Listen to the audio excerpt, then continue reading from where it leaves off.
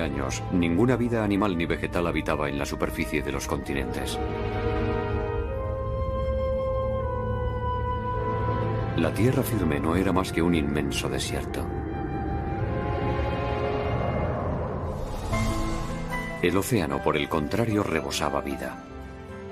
En aquel entonces, nuestros antepasados eran una especie de peces primitivos. Pero muy pronto tendrían que abandonar este medio, en el que la vida había aparecido por primera vez. Los movimientos permanentes de la corteza terrestre iban a obligarles. Los continentes derivaban y la placa oceánica se elevaba a sacudidas. Los peces tuvieron que adaptarse.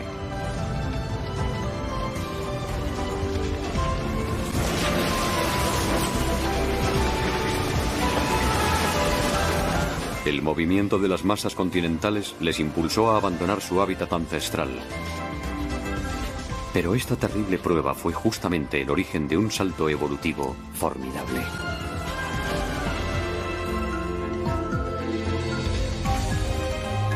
Las plantas habían invadido la tierra mucho antes que los animales. Ahora les tocaba a ellos descubrir nuevos horizontes. Nuestros ancestros desarrollaron entonces pulmones, luego pies y manos. La conquista de la tierra podía comenzar.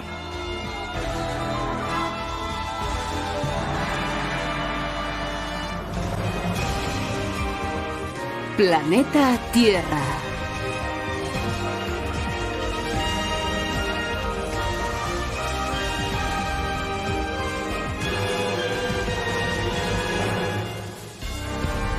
Al asalto de la Tierra.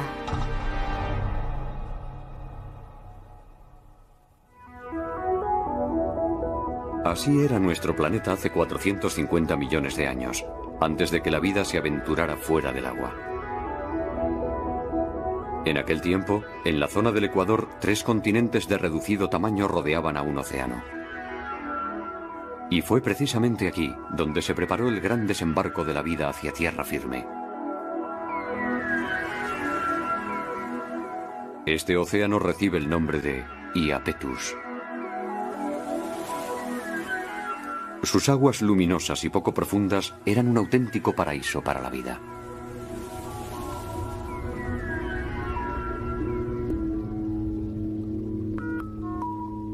Formas de vida muy diversas evolucionaban entre los inmensos arrecifes coralinos de este Edén acuático.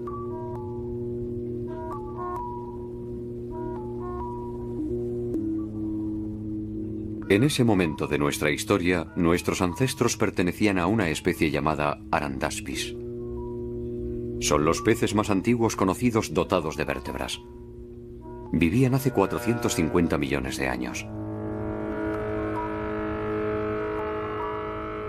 Estos torpes nadadores de unos 20 centímetros de largo no poseían aletas.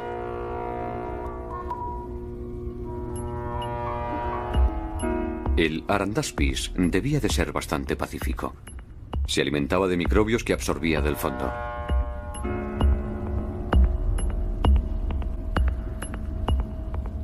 Pero esta vida paradisíaca no iba a durar mucho tiempo para los peces. Los problemas se avecinaban ya.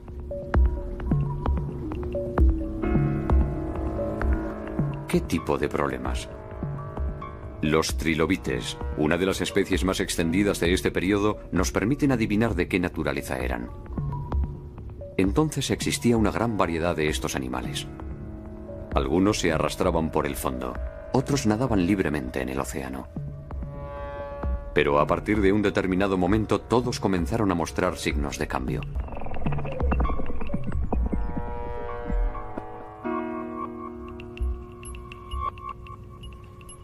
El profesor Richard Fortey del Museo de Historia Natural de Londres habla de una auténtica convulsión en la morfología de los trilobites.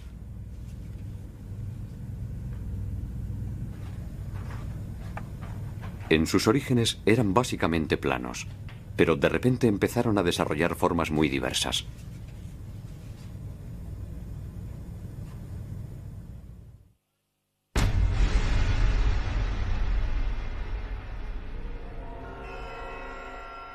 El Dicranurus, por ejemplo, apareció hace 400 millones de años. Las espinas que cubren su cuerpo le dan un aspecto extraño. ¿Qué pudo originar un cambio tan profundo en los trilobites?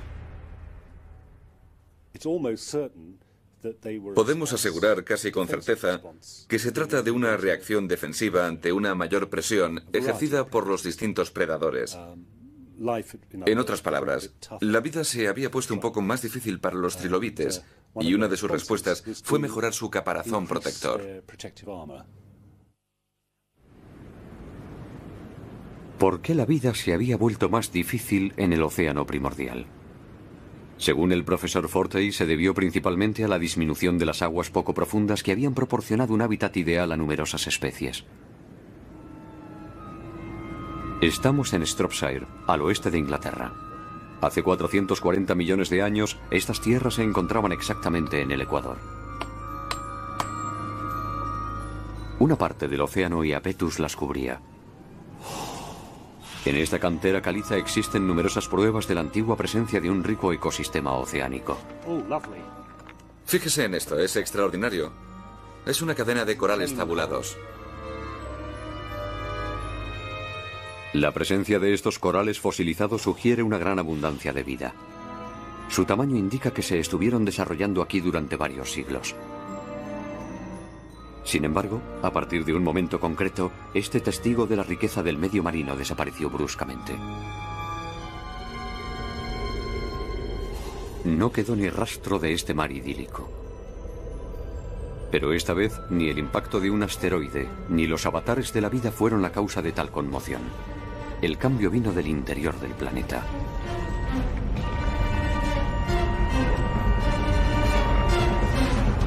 En las profundidades de la Tierra la temperatura puede alcanzar varios miles de grados.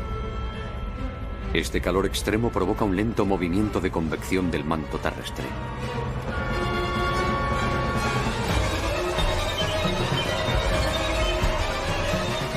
Dicho movimiento empuja a las masas continentales a una deriva sin fin sobre la superficie del planeta. Precisamente esa deriva de los continentes fue la que hizo desaparecer el océano Iapetus. Las tres masas continentales que lo rodeaban se acercaron entre sí.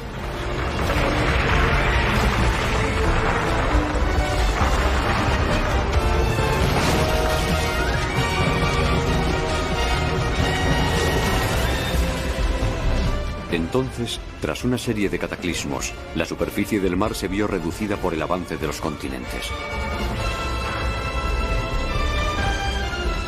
Como no podían desplazarse, la mayoría de los corales fueron destruidos. Algunos peces lograron escapar, pero ya solo disponían de zonas muy reducidas de macizos coralinos.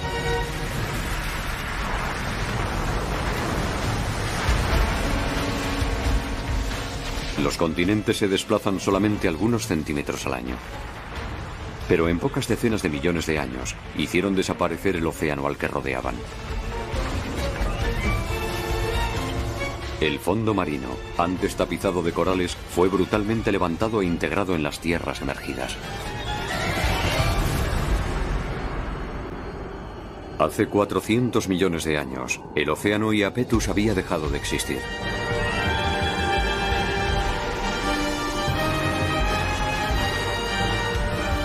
Las tres masas continentales se juntaron en un solo continente.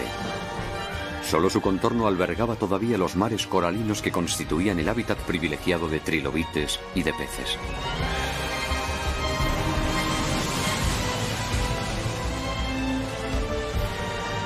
Una disminución del espacio vital implica necesariamente una mayor competitividad. La ley de la jungla reinó a partir de entonces en los mares coralinos periféricos. Para el profesor Fortey, eso es lo que explica la transformación de los trilobites. En el Museo de Historia Natural de París se pueden ver fósiles de las especies que dominaban aquel universo de aguas poco profundas. El profesor Daniel Gouget es un experto conocedor de los dueños y señores incontestables de aquel medio. Estos son placodermos, peces dotados de una poderosa mandíbula.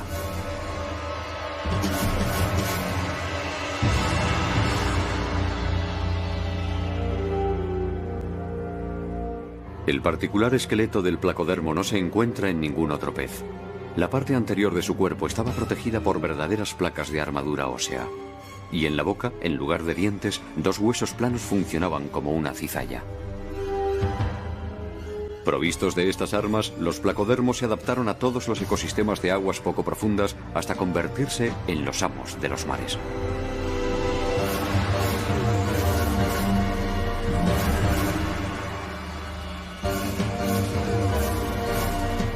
El Dunkleosteus es uno de los placodermos que alcanzaron tamaños extraordinarios. Algunos especímenes llegaban a medir hasta 6 metros de largo. Frente a tales monstruos, nuestros antepasados estaban totalmente desarmados.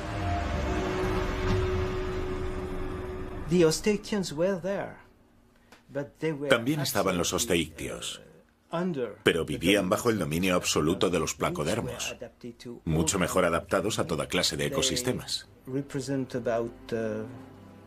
Representaban entre el 75 y el 80% de los vertebrados que se podían encontrar en los depósitos devonianos. Nuestros antepasados osteictios se veían ensombrecidos por estos placodermos que les impedían desarrollarse. No tenían más remedio que evolucionar para sobrevivir. 60 millones de años más tarde, el Pacífico Arandaspis se había convertido en un pez llamado Eustenopteron. Dotado de aletas, era un eficaz nadador. Pero no era una baza suficiente para dominar la competencia que reinaba entonces. En estas aguas, donde los peces gigantes eran los reyes, el Eustenopteron debía superar otra etapa.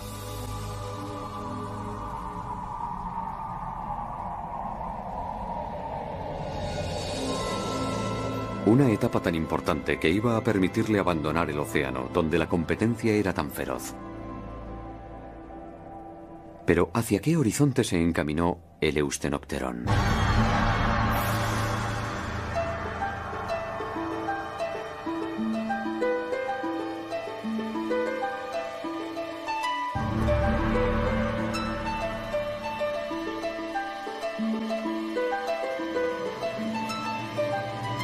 Este mapa puede ayudarnos a responder a la pregunta. Muestra la posición actual de los sitios donde han sido descubiertos fósiles de Eustenopteron y de sus descendientes. Si retrocedemos en el tiempo para ver dónde se encontraban estos lugares hace 400 millones de años, se puede constatar que formaban parte de una misma masa continental. Todos proceden de una zona situada en el corazón de este vasto continente, nacido de la colisión de 3 placas terrestres más pequeñas. Sin embargo, justo después de esta gigantesca colisión, el continente resultante solo era un inmenso desierto. Es difícil imaginar dónde pudieron instalarse los peces.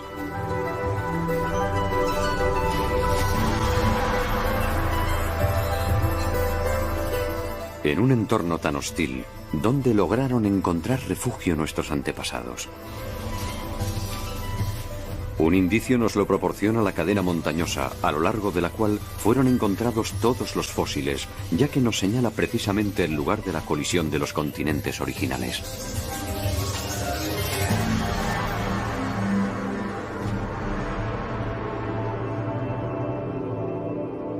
Estamos en Sognefjord, Noruega. Es el más septentrional de todos los lugares que atestiguan la colisión de los dos macizos continentales llamados Báltica y Laurentia. Los espectaculares paisajes de este fiordo están, en parte, formados por estratos muy antiguos que revelan la violencia extraordinaria del choque continental.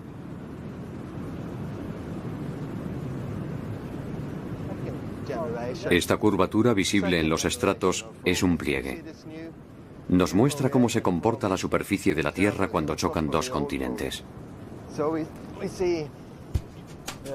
Las rocas más sólidas se doblan como un malvavisco bajo la enorme presión ejercida durante largos periodos de tiempo.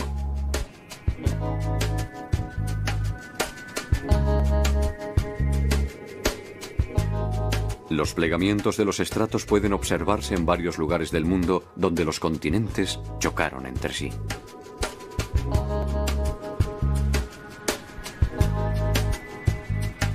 Es el caso de Monreith Bay, en Escocia. Hace 430 millones de años, este lugar formaba parte del océano Iapetus.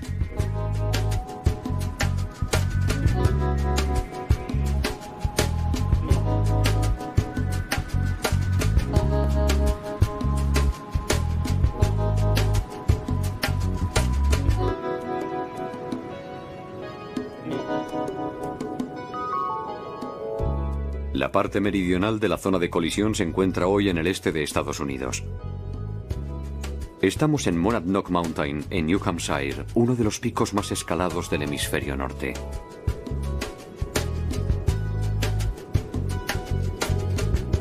Cerca de la cima a la que están a punto de llegar excursionistas se ven claramente las huellas de los pliegues en la roca.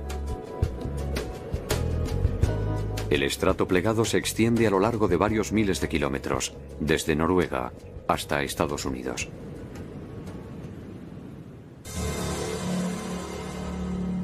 La fuerza colosal que provocó estos pliegues modificó igualmente el medio ambiente terrestre.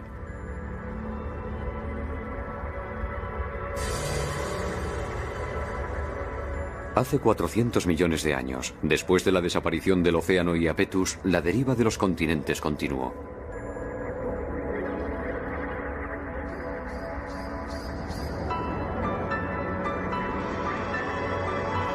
En cada punto de contacto, la Tierra, empujada por uno y otro lado, se fue elevando progresivamente.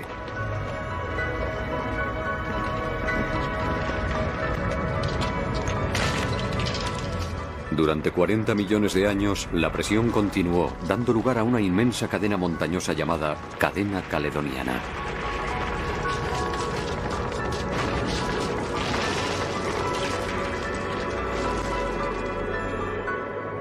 Los científicos creen que era tan alta como el Himalaya actual, con numerosos picos por encima de los 8.000 metros.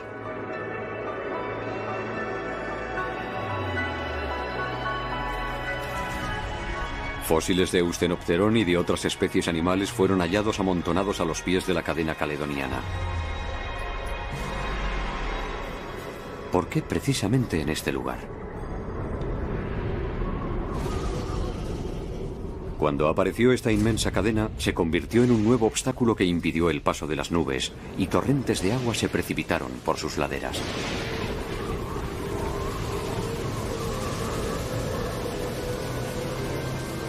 El agua, al horadar la ladera, formó ríos.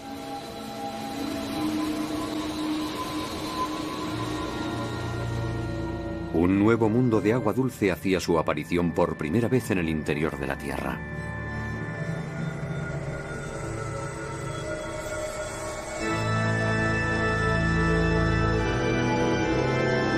Para los peces, que luchaban por su supervivencia en las aguas poco profundas que bordeaban el continente, estos grandes cursos de agua dulce que desembocaban en el mar eran un refugio inesperado. Pero estos ríos no constituían un hábitat totalmente protegido. En aquel tiempo, el musgo y los pequeños helechos apenas empezaban a implantarse en la tierra. Las orillas de los ríos seguían siendo en su mayoría desérticas.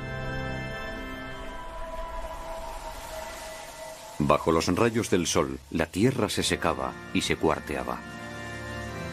Cuando llovía, los ríos se desbordaban y se transformaban en torrentes de lodo. Estas primeras aguas dulces constituían un medio muy inestable, así que para los peces instalarse no resultaba tarea fácil.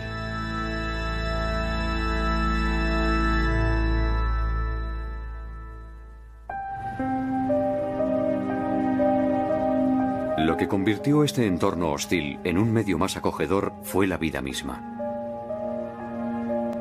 En Estados Unidos, en Pensilvania, un estrato geológico rojo sigue a lo largo de esta carretera.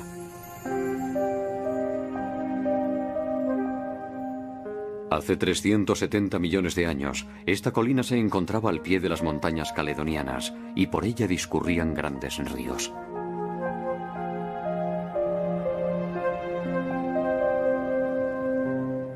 En estas capas se han encontrado fósiles. pertenecen a una especie que contribuyó a la migración de los peces hacia el agua dulce.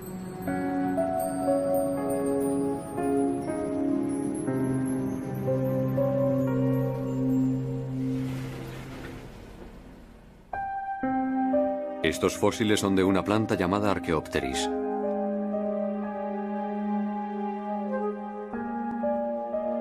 Se trata del árbol más antiguo descubierto en la Tierra hasta la fecha. Apareció hace 370 millones de años.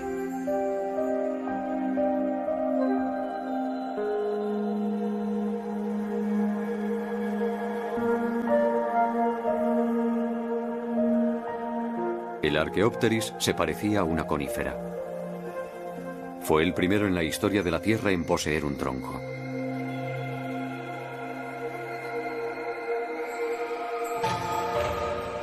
Sus raíces se desarrollaban en profundidad sobre un largo perímetro y lo anclaban sólidamente a la tierra. Su tronco se ensanchaba cada año y se cree que podía alcanzar hasta 20 metros de altura.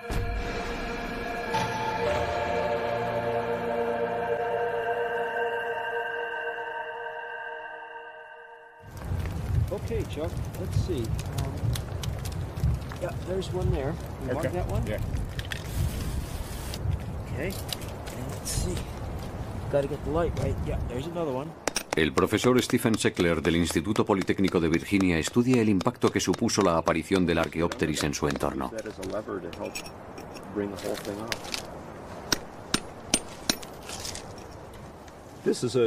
Es una hermosa cepa de Archaeopteris, muy representativa de los árboles de aquella época. Debe de tener unos 25 centímetros de diámetro.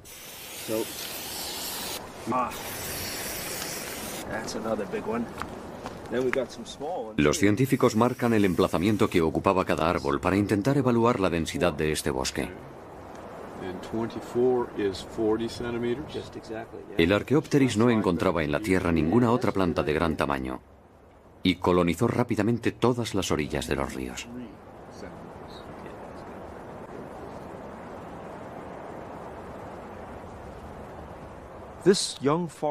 El bosque joven que tenemos aquí detrás presenta grandes similitudes con los primeros bosques de Archaeopteris. Estos árboles de tronco blanco, actualmente pelados, tienen poco más o menos el mismo tamaño que los primeros Archaeopteris. Su aparición supuso un cambio del ecosistema en su globalidad. Lo que antes era un entorno al descubierto, muy poco productivo, se transformó en un medio cubierto de una densa capa arbórea con una tasa de productividad mucho más elevada. Antes de la aparición del Archaeopteris, el interior de los continentes era un entorno hostil para los animales. Pero a partir de entonces, las tierras áridas se cubrieron con los primeros bosques de la Tierra.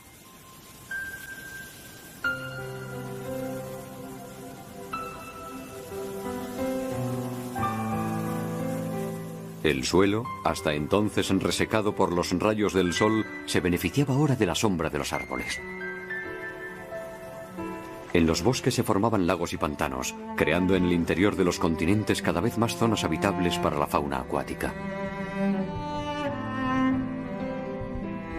Ese momento preciso fue el elegido por nuestro antepasado, el Eustenopterón, para salir del océano e instalarse en este nuevo mundo de agua dulce.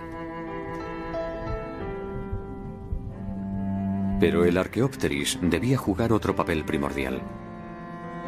La caída de sus hojas iba a proporcionar una valiosa fuente de nutrientes para los peces.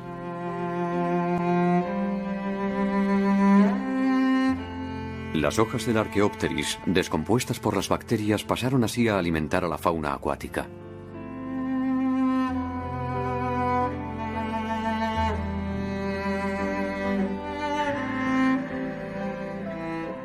En este medio ambiente de agua dulce, los peces comenzaron a evolucionar hacia nuevas formas de vida. La aparición de los bosques había creado un mundo totalmente virgen que acogía a los animales más débiles, expulsados de los océanos. Para nuestros antepasados que se refugiaron aquí, el bosque de Archaeopteris fue realmente una dulce protección.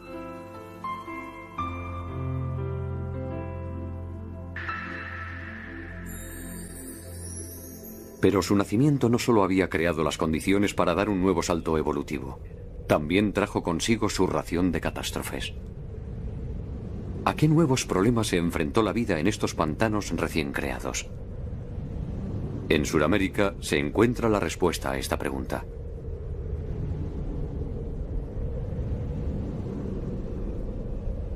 Estamos en la cordillera de los Andes. Esta cadena montañosa es también el resultado de un choque continental ocurrido hace 400 millones de años.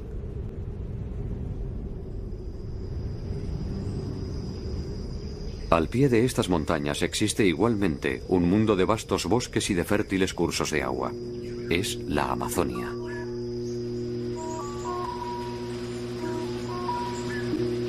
La Amazonia está cubierta de bosques primarios muy densos.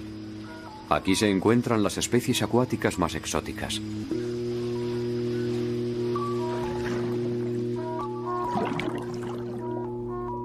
La armadura de este pleco recuerda sin duda a la de algunos peces prehistóricos. Y el majestuoso arowana presenta unas características únicas. La Amazonia es un verdadero santuario para las especies de agua dulce.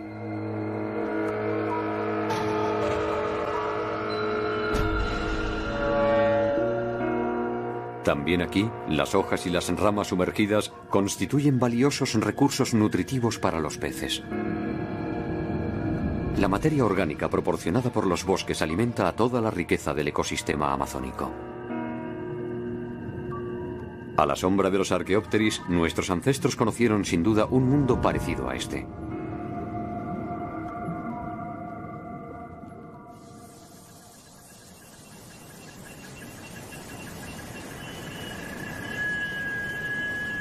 Pero en la Amazonia, el mes de junio señala el principio de la estación más difícil para los peces. La estación seca se acerca y las lluvias son muy escasas. A lo largo de esta estación, el nivel del Amazonas desciende 18 metros. Cuando las aguas se retiran, solo dejan tras de sí algunos charcos dispersos. Y la estación seca dura 4 meses.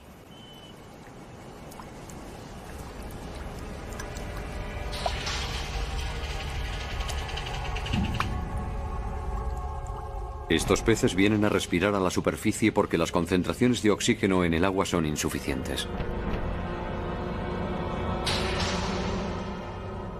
Cuando hay menos agua y las temperaturas son más elevadas, la cantidad de oxígeno disuelta en el agua disminuye.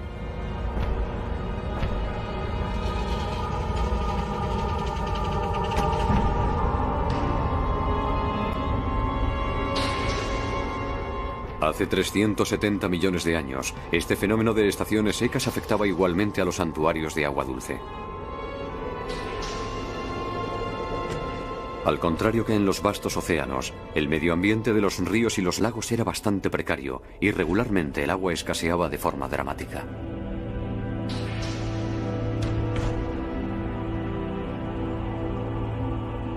En las estaciones secas, los Archaeopteris que antes habían prodigado todos sus beneficios se convirtieron también en una fuente de problemas.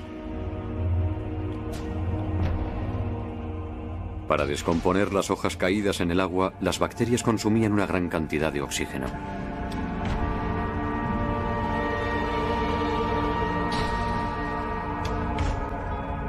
El gran desafío al que se enfrentaba la vida en este entorno de agua dulce era, pues, la rarefacción del oxígeno.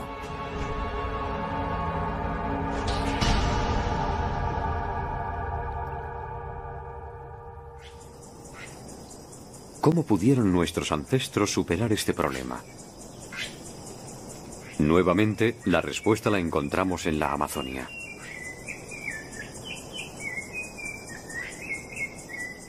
Aquí vive una especie capaz de acostumbrarse a las estaciones secas más terribles.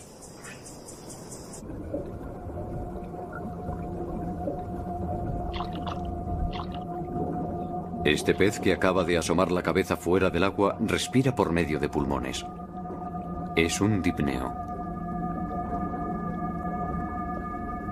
Este tipo de pez no se preocupa por el nivel de oxígeno del agua, pero si no sube a la superficie para respirar en el exterior, se ahoga.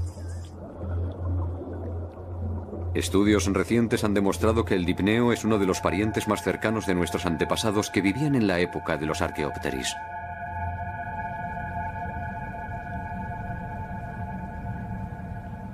El profesor Per Alberg es un especialista del Eustenopteron. Cree que también él debía estar provisto de pulmones.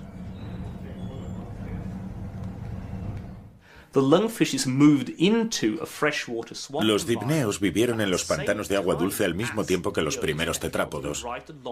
Se han hallado fósiles de ambas especies en los mismos estratos. De modo que, cuando observamos a los dipneos actuales y su sistema respiratorio, estamos viendo a un animal muy cercano a los primeros tetrápodos.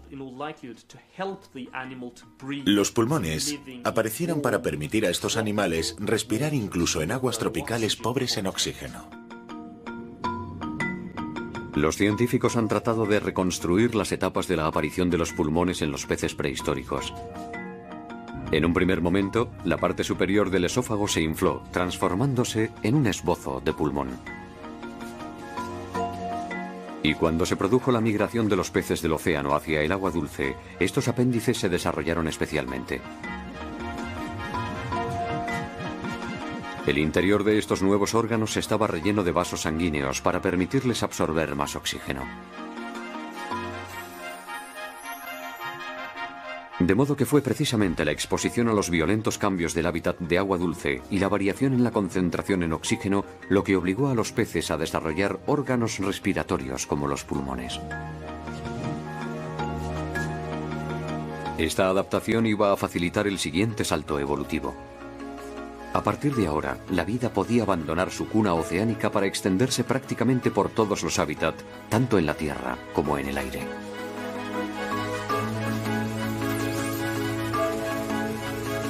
Pero las consecuencias de este acontecimiento se observan todavía en los animales que siguieron siendo acuáticos.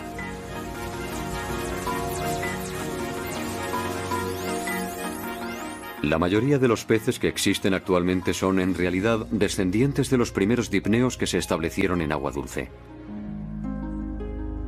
Sus vejigas natatorias no son sino una evolución de los pulmones primitivos.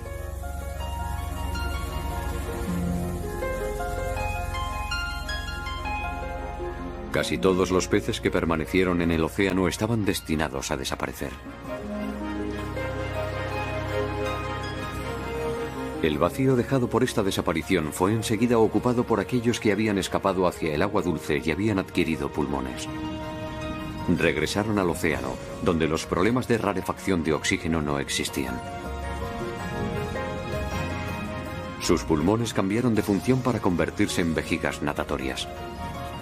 Esta nueva ventaja les permitió un desplazamiento más rápido sin desgaste suplementario de energía.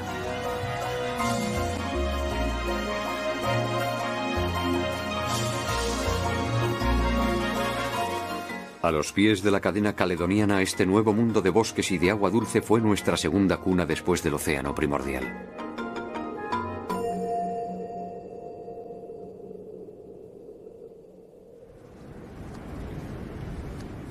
Nuestros ancestros estaban ahora equipados de pulmones y se habían adaptado a este nuevo medio. Para acceder a tierra firme solo les quedaba desarrollar miembros. La profesora Jennifer Clark, de la Universidad de Cambridge, descubrió un fósil que nos ha permitido entender mejor cómo aparecieron nuestras manos. En 1987, mientras realizaba excavaciones en distintos lugares del mundo, descubrió en el este de Groenlandia un fósil en un estrato de 360 millones de años de antigüedad. Se trataba del fósil de un animal llamado Acantostega. Un fósil particularmente valioso porque se trataba del único en el mundo en haber conservado la morfología completa del animal. Para su sorpresa, el animal poseía visiblemente manos y dedos. Es la más antigua forma de vida provista de manos descubierta hasta el momento.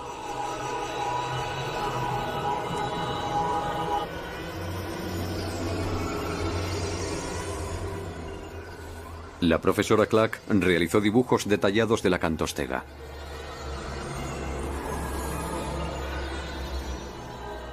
Era un animal extraño, parecido a un pez, pero dotado de pies y de manos. Medía aproximadamente 1 metro de largo. Su cola se parecía a la aleta caudal de los peces, pero su cráneo era más sólido que el de un pez y su cuello era, sin duda, articulado.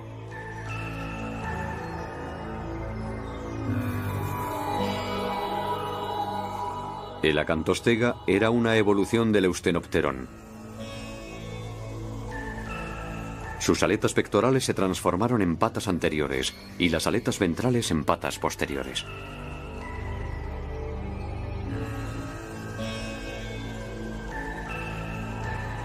¿Qué había pasado en los últimos millones de años para provocar semejante evolución?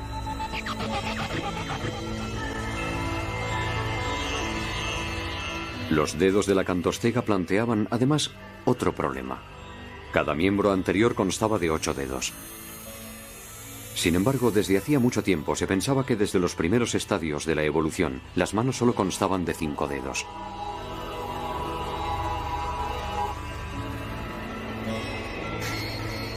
Los científicos también creían que las manos provistas de dedos solo habían aparecido después de que los animales se instalaran en tierra firme. El hallazgo de una criatura acuática con 8 dedos conmocionó al mundo científico. Se trataba de un descubrimiento revolucionario que obligaba a replantearse la aparición de la mano. Fue algo extraordinario, ya que hasta entonces se creía que los dedos habían sido siempre 5, que no podía haber más. Como es lógico, aquello hizo a todo el mundo recapacitar sobre el origen de los miembros. Cambió radicalmente la forma de plantearse su aparición y su desarrollo. Al principio, la doctora Clark pensó que las manos y los pies habían aparecido para facilitar el desplazamiento terrestre. Pero el análisis del esqueleto descartó esa posibilidad.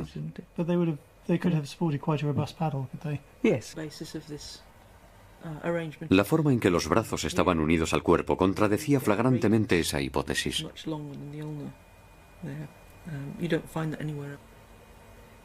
Los brazos de la acantostega salen del cuerpo en horizontal. Al estar sujetos a una mayor gravedad en tierra, esta posición no permitía al animal soportar su peso.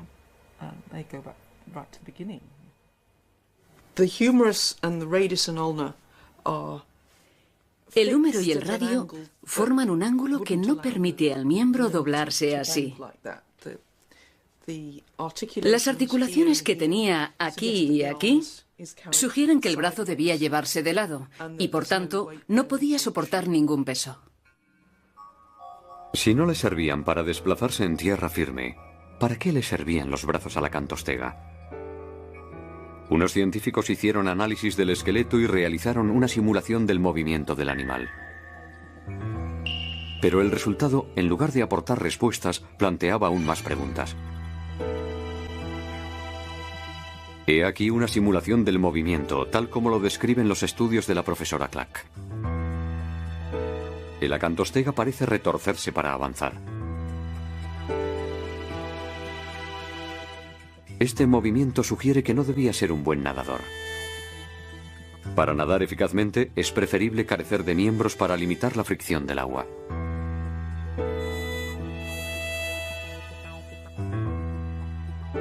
Entonces, ¿por qué el acantostega desarrolló pies y manos? Un enigma muy complicado de resolver.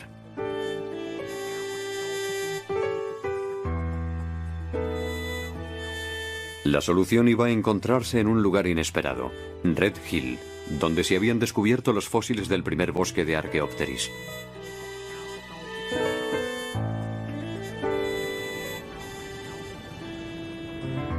En esta zona se han encontrado muchos fósiles de peces.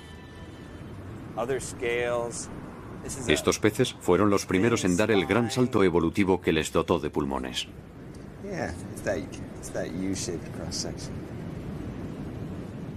En 1998, el profesor Ted Dessler de la Academia de Ciencias Naturales de Filadelfia descubrió unos dientes de pez muy grandes. Miden más de 8 centímetros de largo.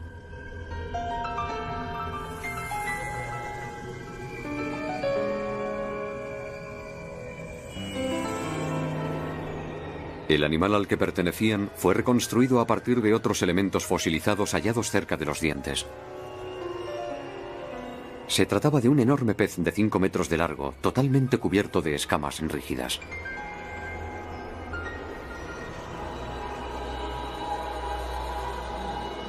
Su nombre, Ineria, el más impresionante de todos los dipneos carnívoros de ese periodo. En aquel entonces era sin duda el rey de los ríos.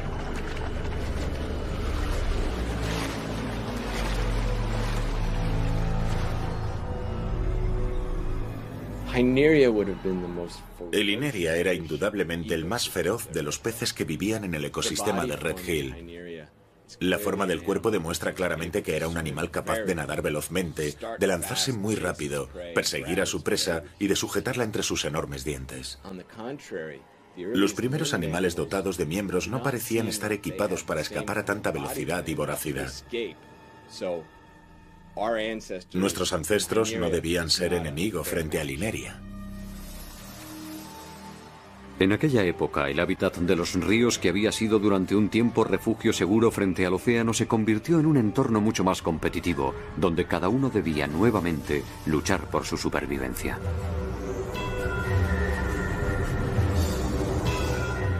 Lejos de los 5 metros del Ineria, el acantostega parecía muy vulnerable.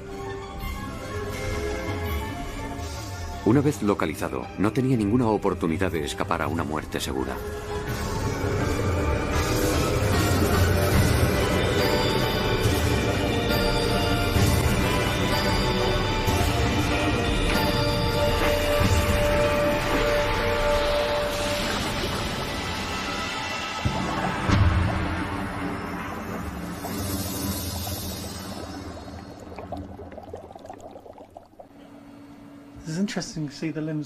¿Cómo pudo entonces sobrevivir un ancestro tan débil?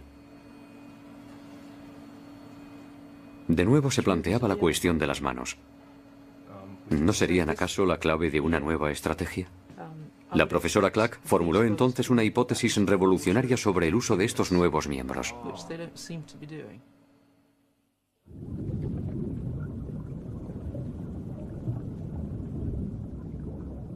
Este pequeño pez que podemos observar en la actualidad fue el que la puso sobre la pista.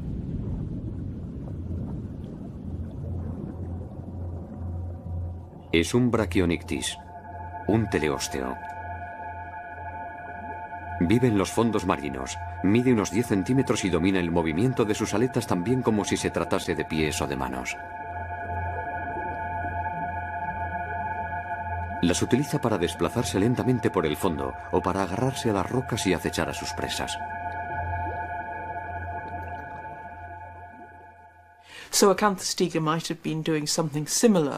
El acantostega se comportaba tal vez de la misma forma en los ríos pantanosos. Podía apartar la vegetación del fondo, cosa que no puede hacerse con aletas. Hay que suponer que era un medio ambiente tropical, parecido al de la selva amazónica. Por lo tanto, era un entorno pantanoso, lleno de vegetación submarina y de hojas caídas de los árboles que bordeaban las orillas. Casualmente, los primeros árboles aparecidos en la Tierra, los Archaeopteris, tenían otra característica que iba a resultar muy útil a los seres vivos. Cuando sus hojas caían, lo hacían con su rama. En aquel tiempo, grandes cantidades de ramas se apilaban probablemente en el fondo del agua.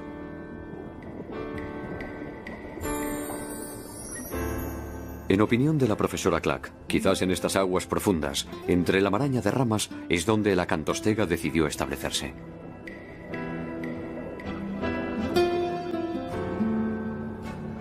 Disponía de pocos medios de defensa, así que había abandonado las zonas de nado libres en medio de las lagunas o de los grandes ríos para llevar una vida más discreta cerca de las orillas.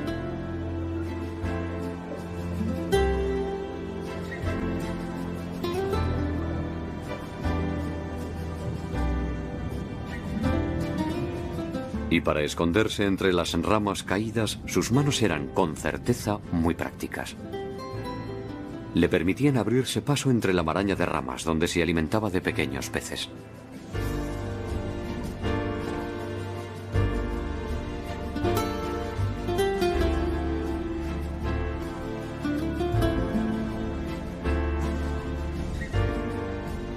De este modo, cuando nuestros ancestros se enfrentaron a la amenaza de los predadores gigantes como el Ineria, no intentaron competir equipándose de dientes aún más temibles, sino que optaron por una vía más pacífica, evitando la confrontación.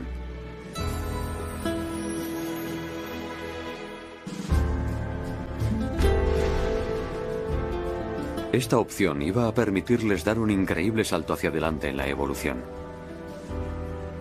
Gracias a las manos que le permitían abrirse paso entre los ramajes, el acantostega pudo vivir en las aguas poco profundas de los ríos al abrigo de los peces más grandes.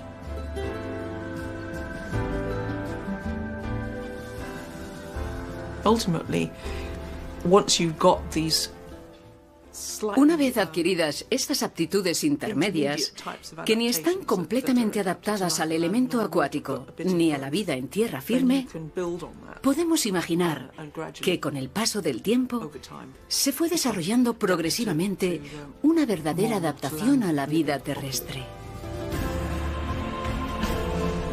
El acantostega era en realidad una especie débil que se encontró en un medio muy hostil. Permaneciendo en el agua, ciertamente no hubiese tenido descendencia.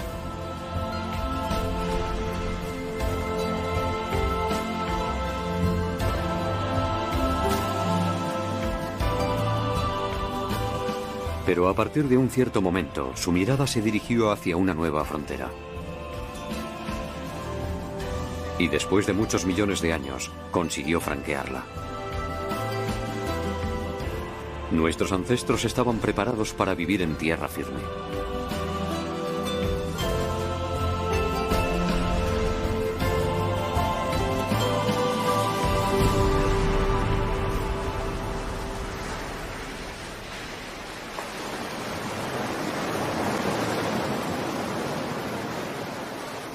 La isla de Valencia está situada en la costa oeste de Irlanda, pero antaño era uno de los pantanos que se extendían al pie de las montañas caledonianas.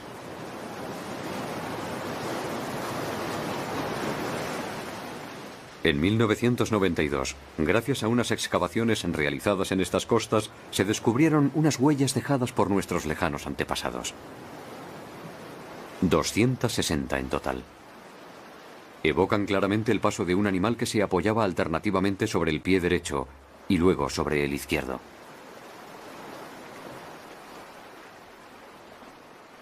Constituyen las huellas de pasos más antiguas encontradas en la Tierra.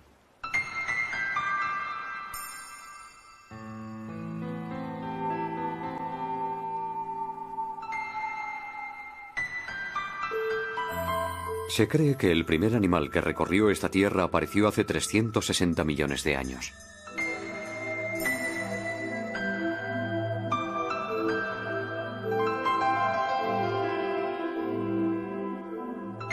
Medía aproximadamente 1 metro de largo y recibió el nombre de Pederpes.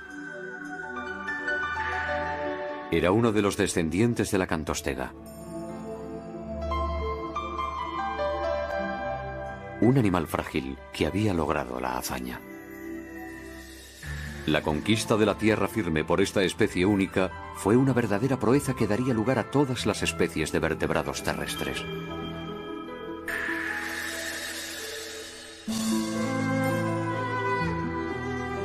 Gracias a la deriva de la tierra firme, la vida se vio impulsada a explorar su superficie. Y sobre esa tierra en movimiento fue donde se desarrolló el proceso evolutivo que condujo hasta nosotros. En tierra firme, la evolución conoció una aceleración espectacular. La superficie de los continentes contenía entornos mucho más variados que el fondo de los océanos. El horizonte evolutivo se amplió y apareció una gran abundancia de especies.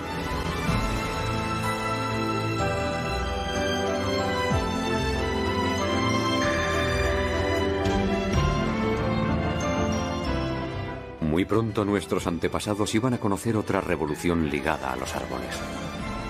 Fue hace 60 millones de años. Esta vez los árboles fueron las angiospermas, árboles portadores de frutos.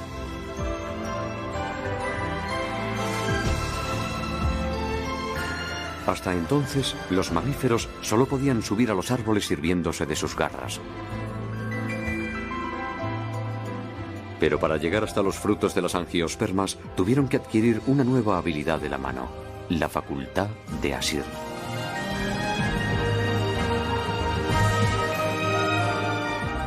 Cuando el pulgar cambió de posición para permitir a la mano coger cosas, la era de los primates, nuestra familia, comenzó. Al dejar los bosques, los hombres desarrollarían aún más la habilidad de la mano para crear todo tipo de cosas. Las manos iban incluso a adquirir la posibilidad de expresar sentimientos y emociones. Nuestras manos son el resultado de la continua evolución de la vida. Son la herencia que nos legaron los antepasados que se refugiaron en los pantanos hace 400 millones de años.